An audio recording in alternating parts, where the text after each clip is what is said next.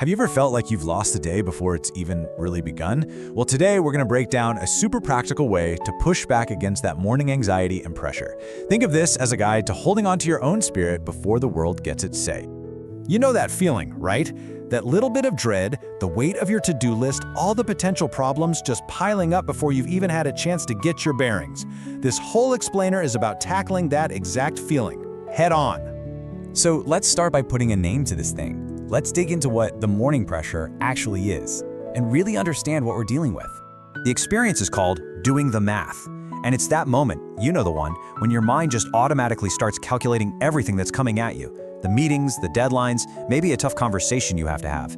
Your brain is already trying to solve the day's problems before your heart's even woken up. And this isn't just in your head, it has a real impact. Your thoughts start to organize themselves around everything that could go wrong. You can almost feel this quiet weight of demands just building up, and you're left feeling stretched thin or totally depleted before you've even had your first sip of coffee. And here's the crucial part. The day starts shaping you before you've had any chance to ground yourself in who you want to be. But what if there was a different way? This brings us to the whole point of this method. You can make a conscious choice before all that chaos gets a chance to start. Okay, now this is fascinating. It basically frames the two ways you can approach your morning. On one side, you've got bracing for the day. That's all about you being self-sufficient, reacting to every demand, being driven by this sense of urgency and efficiency. But on the other side, resting in trust. This is about surrendering, letting go of the need to control everything. It's about inviting God in, being led gently, and focusing on your direction and alignment. It's this massive shift from, I've got to handle all this, to, hey, maybe I don't have to carry this by myself. So this idea of choosing trust instead of just bracing yourself leads to a really powerful principle. Focusing on your alignment over just trying to be efficient. This quote just nails it, doesn't it? I mean, it's so much more effective to start your day with a clear, grounded purpose, that's your direction, than it is to just dive into your to-do lists at 100 miles an hour. It's about the quality of how you start, not just how fast you can go. And here's a brilliant way to think about it. The Moses principle. Think about Moses at the Red Sea.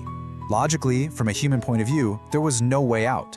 The story is all about the power of relying on a solution you can't see it, instead of just depending on your own strength in what seems possible. It's about trusting that there's a way through the challenges of your day, even if you have no idea what it is right now. All right, so that's the why behind this whole mindset shift. Now let's get practical. Let's talk about the how. This next part really details what this practice of surrender actually looks like. The method is broken down into 5 clear, simple steps. First, you consciously put God before all those other demanding thoughts. Second, you just acknowledge that there's a wisdom out there that's bigger than your own. Third, you actively surrender the day's path, all the decisions, the responsibilities, all of it. Fourth, you ask for help with the real, tangible parts of your day, meetings, conversations, even the ordinary stuff. And finally, and this is maybe the most important part, you consciously refuse to carry the weight alone. It's an intentional act of letting go. So what's the result of doing all this in the morning? Well, it's all about building a seriously resilient foundation for whatever the day decides to throw at you. Now, this is a huge takeaway. The idea is that this one decision isn't fragile. It's working quietly under the surface of everything else that's going on. Getting distracted doesn't break it. An unexpected problem doesn't cancel it out. You've essentially set a new center of gravity for your day, a place of peace you can always come back to. Because that heavy weight, it's just not yours to carry anymore. And that brings us to our final thought, a question for you to really sit with. After hearing about this whole framework, what is the very first weight, that first worry, that first demand that you could consciously decide not to carry all by yourself tomorrow morning?